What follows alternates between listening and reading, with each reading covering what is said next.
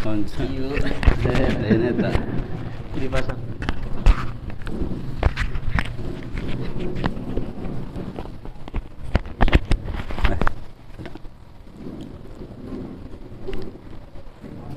Assalamualaikum warahmatullahi wabarakatuh.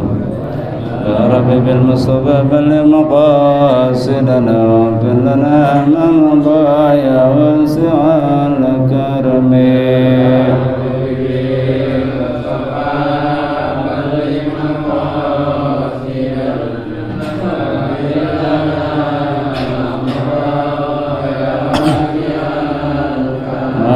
صلي وسلم دائما أبدا على حبيبك خير الخلق كلهم.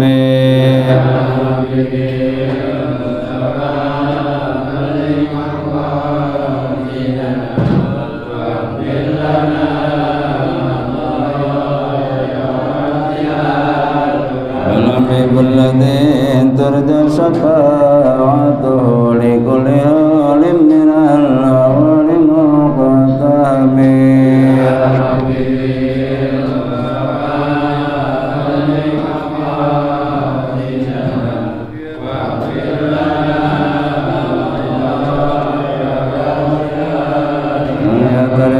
الله مطلقا أبدا ومتى استاب أصلا في مدى الزمن.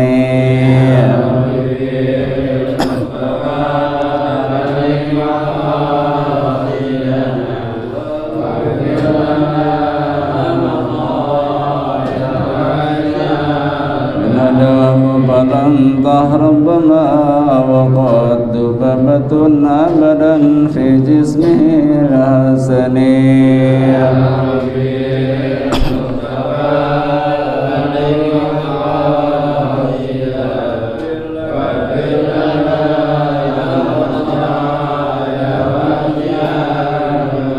قد بغت على تقوم إذا جلسوا عند الولادة سب بأدب مخدتني.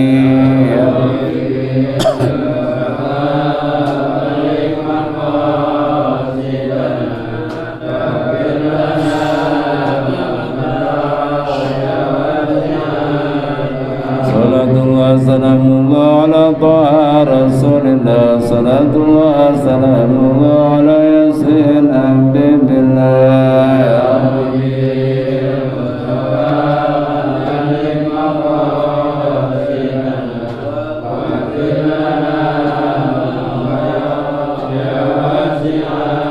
توسلنا ببسم الله وبالهدي يا رسول الله كل مجاهد لله بأهل البدر يا الله.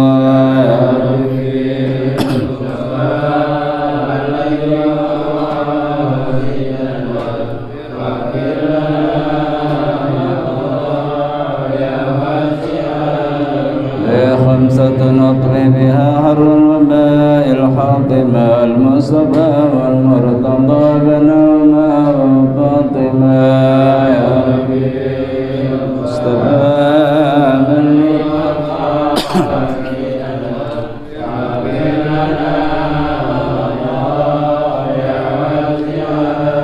اللهم صل وسلم وبارك عليه وعلى الحمد لله وشكرنا على نعم الله.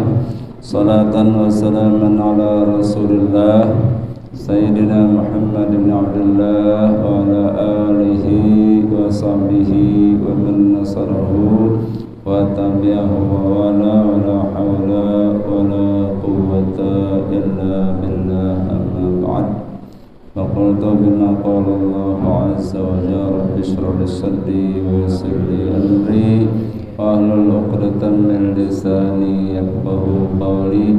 سبحانك لا علم لنا إلا ما علمتنا إنك أنت العليم الحكيم. وإلى القلب من بعد موته بذكرك يا قيوم حقا تقومت. أجد يا إلهي فيه علما وحكمة وطهر به قلبي من الرزق والولد. ربنا زدنا علما وارزقنا فهما والحقنا بالصالحين. ربنا زدنا علما وارزقنا فهما والحقنا بالصالحين.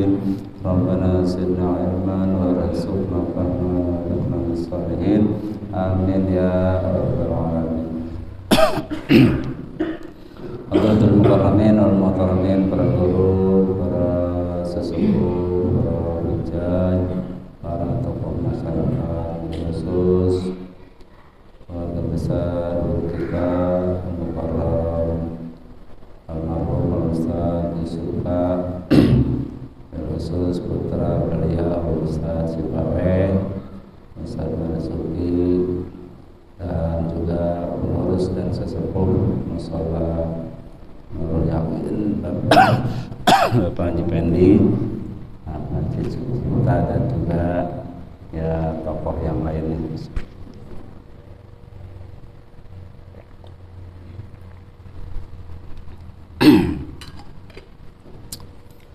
Bapak hadirin jamaah yang dimuliakan Allah Subhanahu wa taala. Bismillahirrahmanirrahim. Selanjutnya pengajian kita masih menjelaskan tentang keutamaan, keunggulan, keistimewaan, kelebihan daripada tanah haram Mekah. Tanah haram Mekah ya. Disebut tanah haram karena memang tidak boleh dimasuki oleh non muslim ya. Jadi hanya muslim saja. Jadi ketika akan memasuki tanah haram ada perbatasannya ya, itu ada bacaannya di situ, exit non muslim atau khuruj goer muslim, keluar atau jalan keluar, dipersilahkan ada tanda panahnya, non muslim keluar ke arah sini. Ini udah nggak boleh gitu. Ada begitunya. Jadi nggak setiap tanah di Arab itu harus muslim. Jadi ada ada yang antara Mekah dan Madinah itu ya, ada yang non muslim, ya ada tanah yang boleh diinjak oleh non muslim gitu.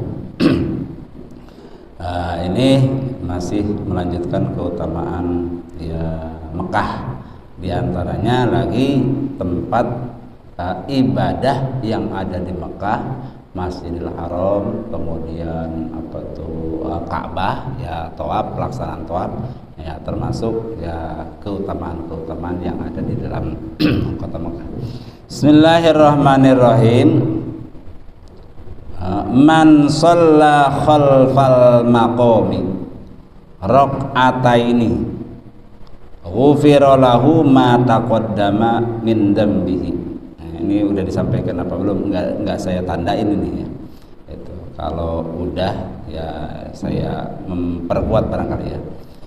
Wa utiya minal hasanati bi adadi kulli man shalla khalfahu adhafan. Wa amanahu Allah taala yaumal qiyamati minal fasa'il akbari. Ya.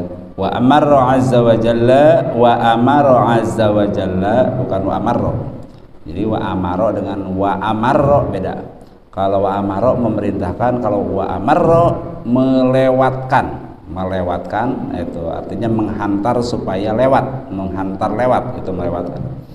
Wa amarra azza wa jalla Jibril wa Mikail wa jami'al malaikati ayastaghfiru lahu ila yaumil qiyamati. Kata Nabi, barang siapa yang melaksanakan sholat di belakang makom Ibrahim. Jadi di Ka'bah itu ada yang disebut dengan makom Ibrahim. Sholat di situ ada keutamaan tertentu ya. Sholatnya berebut ya. Jadi kalau misalnya nggak ada yang ngaling-ngalingin, nggak ada yang ngejagain dari keluarga kita, itu kedorong ya, itu dorong itu ya. Itu saya sholat di situ gantian nama istri saya, dijagain nama saya, kemudian istri saya juga sholat dijagain nama saya gitu ya. Man shalla khalfal maqami, keutamaannya barang siapa yang melaksanakan sholat di belakang makom Ibrahim ya. Jadi ada yang disebut dengan makom Ibrahim. Nah, sholat di situ rakaataini, 2 rakaat, ghufira lahu ma taqaddama min dambi, maka diampuni baginya ma taqaddama min dambi, dosa-dosa yang udah kelewat, diampuni dosanya yang udah dilaksanakan. Wa utiya minal hasanati bihadadi kulli man shalla khalfahu adhafan, masyaallah. Dan diberikan dia itu kebaikan-kebaikan sejumlah seluruh orang yang melaksanakan sholat di belakang makom Ibrahim adhafan berkali-kali lipat ya, Masya Allah. Ini termasuknya hadis targhib ya, itu walaupun ada yang mengatakan misalnya dhaif ya, untuk mendorong supaya kita mau sholat kan bagus sholatnya, nah ini bagus nggak apa-apa, itu namanya hadis targhib, itu untuk mendorong mau gitu ya. Wa amanahullahu ta'ala yaumal qiyamati, dan Allah amankan, selamatkan, sentosakan orang tersebut nanti pada hari kiamat daripada kaget besar, kaget yang luar biasa ya kan. Kiamat tuh kaget ya, itu kiamat kaget ya, tiba-tiba pagi-pagi matahari sebelum kiamat kan, matahari ini kan tanda-tanda kiamat misalnya. Matahari tiba-tiba terbitnya dari sebelah barat yang biasanya dari sebelah timur, udah kaget karena pintu tobat ditutup udah. Nah, itu kaget, itu baru awal-awal. Kemudian nanti dahsyatnya kiamat itu luar biasa. Nah, itu diamankan oleh Allah Subhanahu wa taala dari ya kekagetan ya, itu keterkejutan ya, kepanikan gitu. Pas itu kepanikan yang luar biasa, itu panik. Ya. Kemudian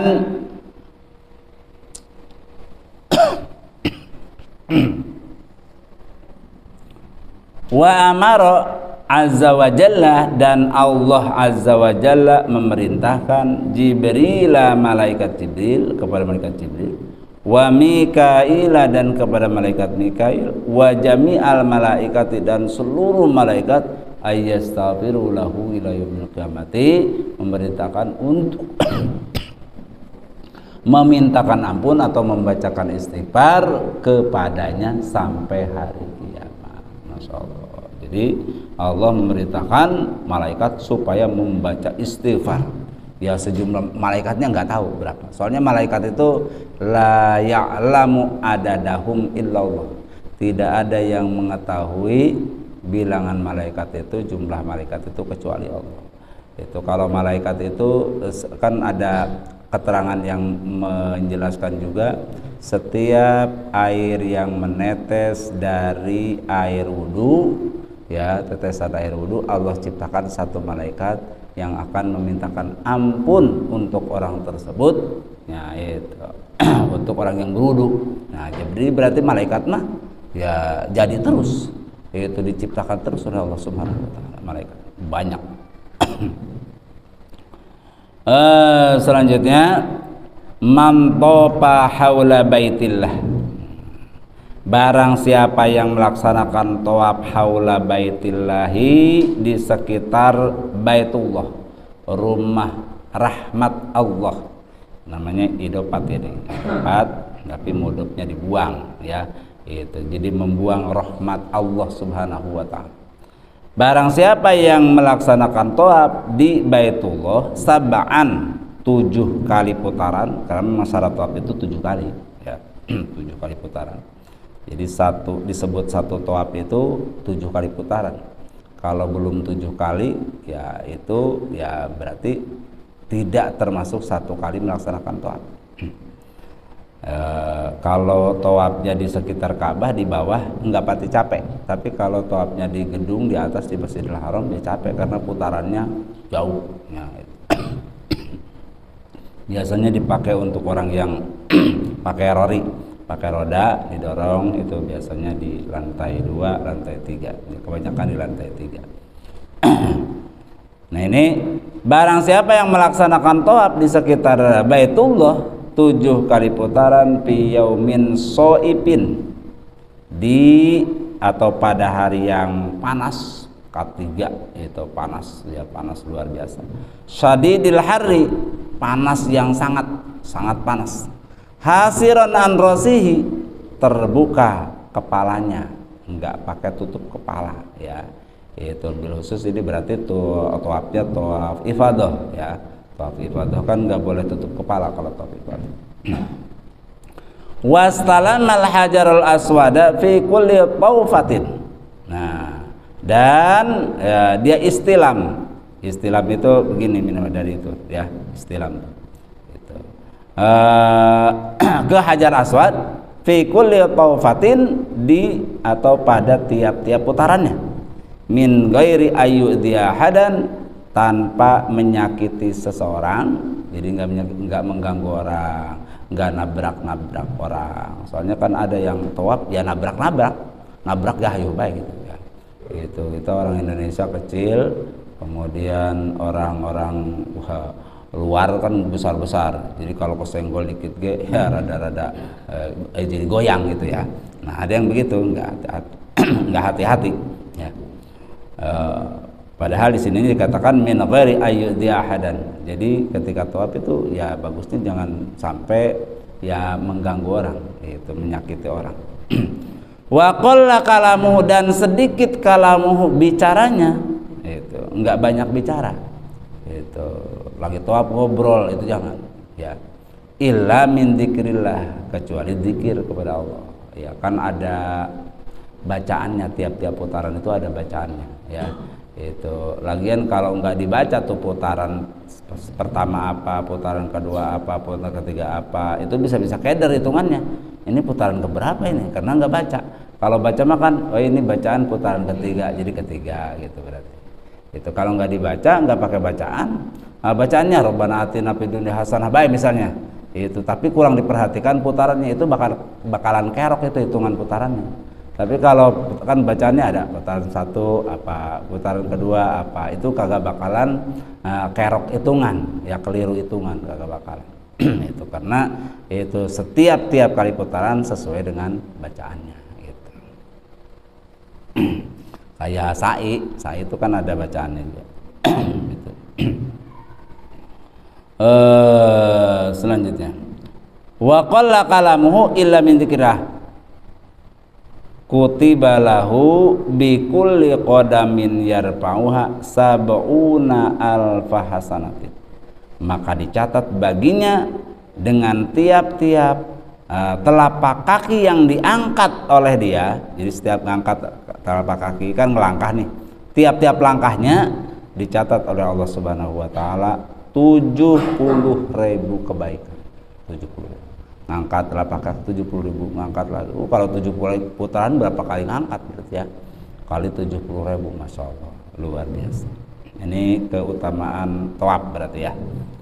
Wa muhiya anhu sab'una alfasayatin, dan dihapus, dilebur, dihancurkan ya, didelet itu mah ya. Anhu daripadanya, dari orang itu, sab'una alfasayatin 70.000 kesalahan atau keburukan ya, 70.000 ya keburukan dihapus.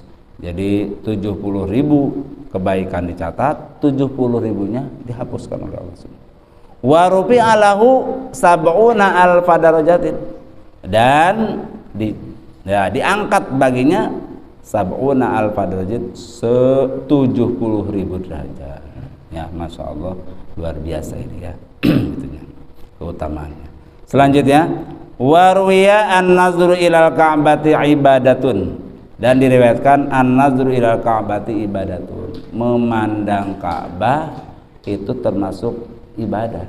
Jadi baru ngelihat aja belum tawaf ya, itu udah mendapatkan nilai ibadah.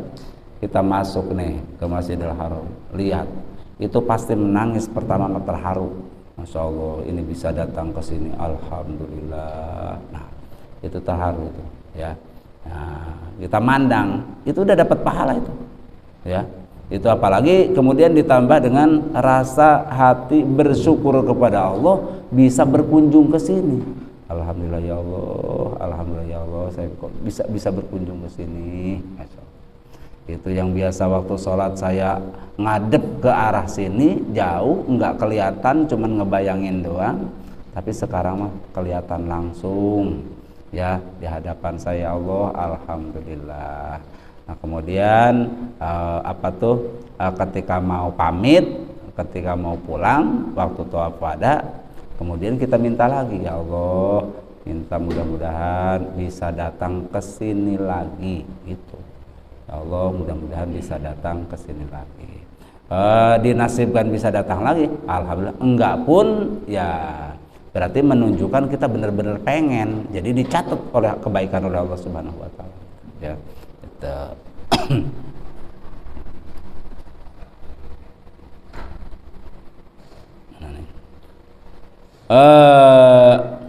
An-nadhru ilal ka'bati ibadatun wa man nadhara ilal baiti, dan barang siapa yang memandang Baitullah, melihat Baitullah, imanan didasari iman, percaya penuh kepada Allah Subhanahu wa taala, beriman ya.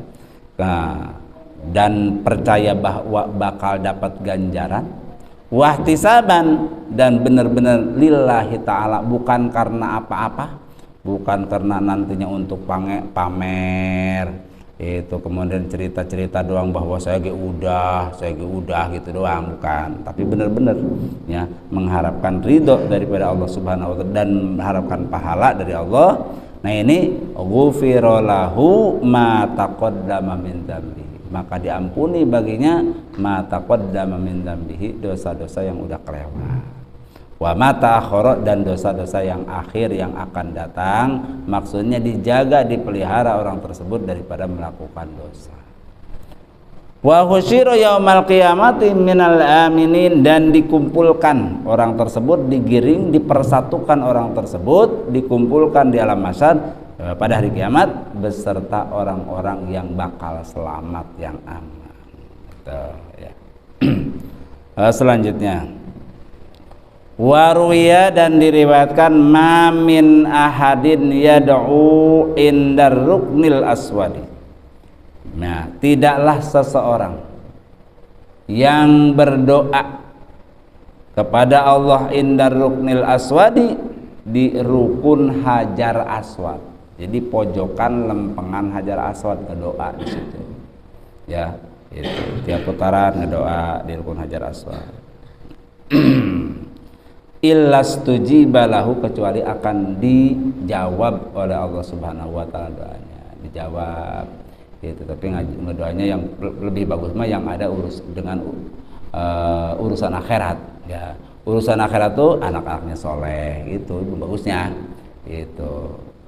Ya, atau bisa jadi yang sepertinya urusan dunia tapi mempunyai nilai urusan akhirat.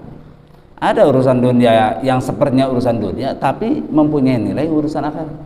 Ya Allah, mudah-mudahan rezeki saya banyak, nanti saya bisa banyak sedekah ya Allah. Kayak gitu ya, apa itu?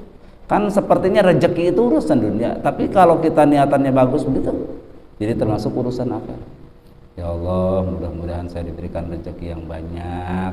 Saya mau anak-anak saya supaya pendidikannya, pesantrennya atau pendidikannya supaya bisa dibiayain. Itu kan urusan akhirat juga. Jadi anak-anak yang soleh, ya minta rezekinya yang halal, gitu ya. Itu seperti urusan dunia, tapi termasuk bagian daripada urusan akhirat. Yang paling lengkap mah itu Robbana atina fid dunya hasanah. Kan bahasanya gitu, doa sapu jagat. Sapu jagat itu menyapu sejagat. Jagat itu kan sealam raya. Artinya ya mencakup ke bawah semua. Urusan dunia ke bawah, urusan akhirat ke bawah. Rabbana atina fid dunya hasanah wa fil akhirati hasanah. Di dunia baik, di akhirat baik ya. Gitu. Di dunia baik itu maksudnya ya bisa ibadah. Di akhirat baik, dapat imbalannya gitu.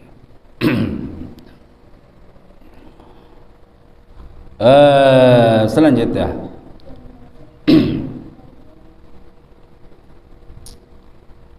wa kadzalika indar ruknil yamani, dan begitu juga diijabah doanya ketika berdoa di rukun Yamani. Jadi ada rukun Hajar Aswad, ada rukun Hijr Ismail ya.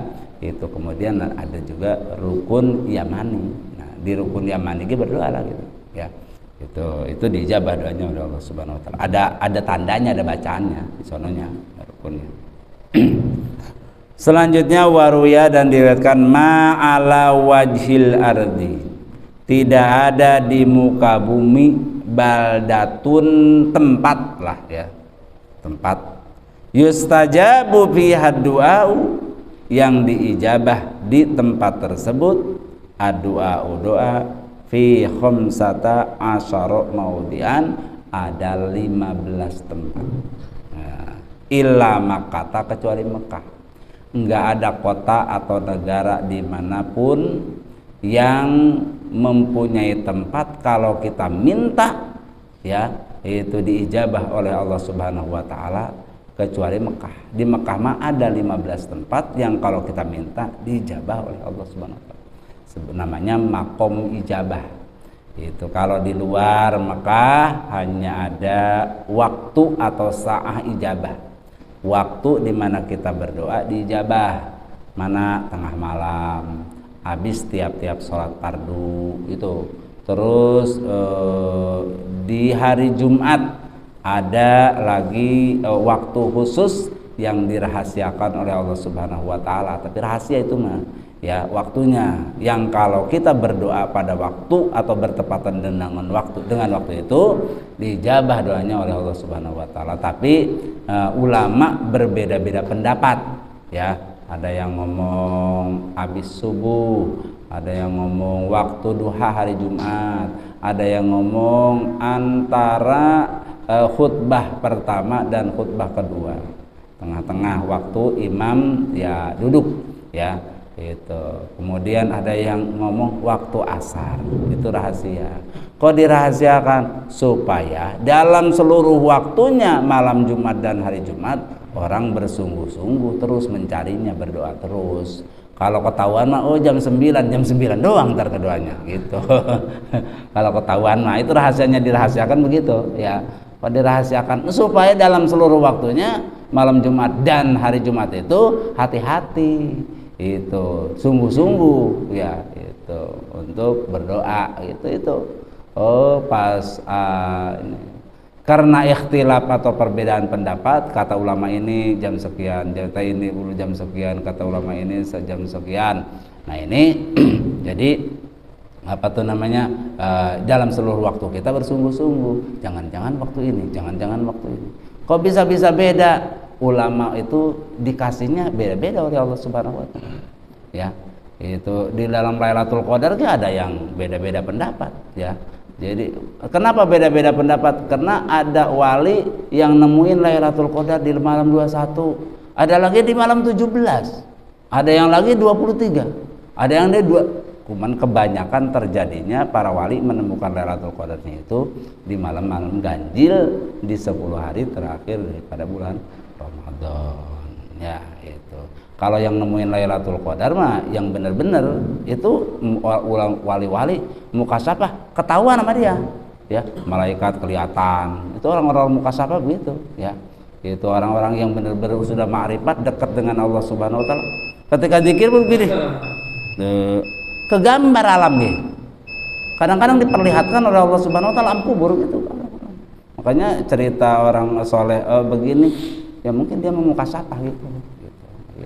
Pas lewat ke kuburan kelihatan, kadang-kadang gitu orang-orang yang memang udah dekat dengan Allah Subhanahu wa taala diperlihatkan oleh Allah.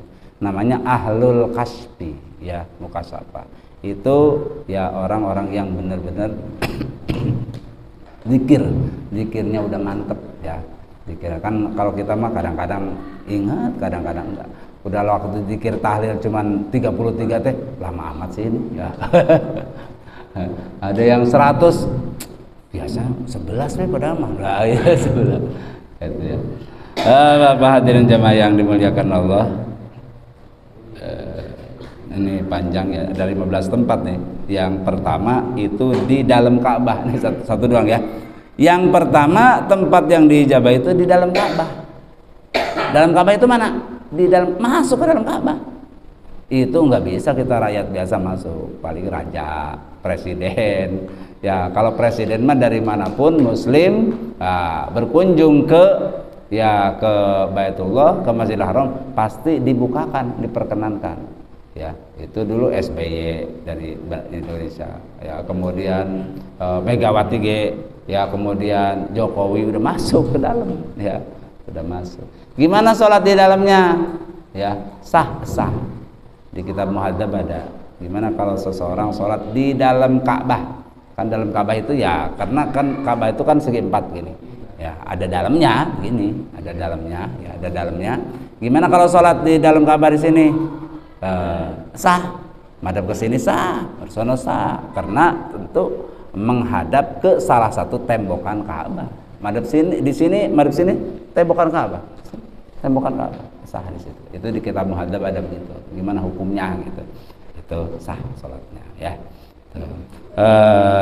Ya kita matuh walaupun nggak masuk ke dalamnya mudah-mudahan kita bisa ke sana, kemudian bisa mencium Hajar Aswad terutama.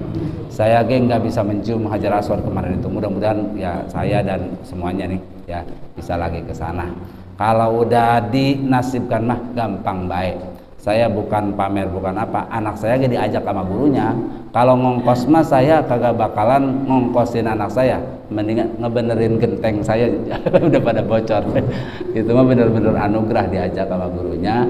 Saya ngasih uang jajan doang, paspor dikasih ongkos bikin paspor, suntik dikasih. Kalau daftar itu daftarnya doang, di luar suntik sama paspor 35 juta di sana, cuma 12 hari ya. Kemarin udah pulang hari Sabtu ya, 12 hari. Alhamdulillah. Itu artinya kalau udah nasib gampang. Saya sampai kaget, Masya Allah. Nasib benar-benar gampang ya, mudah-mudahan kita gentar nasib lagi lah kata saya. Itu ya, itu kesono ya, itu Masya Allah. Jadi mintanya sama Allah Subhanahu wa Ta'ala nasib. Kalau udah nasib ya, walaupun enggak nisab itu mempunyai kemampuan dari segi materi kan, itu nanti ada aja jalannya gitu, ada jalannya ya. Itu banyak yang begitu ya, itu tiba-tiba diajak itu banyak. Itu teman saya orang Bojongkulur yang tinggal di apa tuh di Bogor ya, di Bogor dulu dia mah haji waktu gampang. Saya suka ngajarin anaknya privat, ditelepon kemudian, Pak Ustaz mau pergi haji enggak? Lah mau, saya nggak punya duitnya. Iya mau nggak? Mau, ya udah diongkosin sama itunya. Itu artinya nasib ya, nasib ya. Jadi nasib mah gampang ya. Nasib gampang. Itu kayak anak saya itu gampang banget. Kata istri kiainya katanya, insya Allah berkah mudah-mudahan. Yang penting mah itu kaguru gitu itu Masya Allah. Ini saja ya, kurang lebihnya mohon maaf. Assalamualaikum warahmatullahi wabarakatuh.